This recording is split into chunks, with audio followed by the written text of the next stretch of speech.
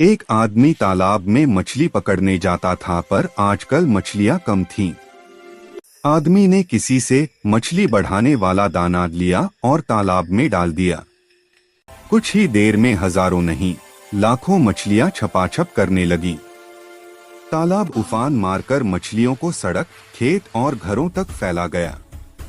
लोग मछलियां समेटते समेटते थक गए। आदमी ने जल्दी से रोकने वाला दाना डाला और रोने लगे क्योंकि किसी ने लाइक और सब्सक्राइब नहीं किया।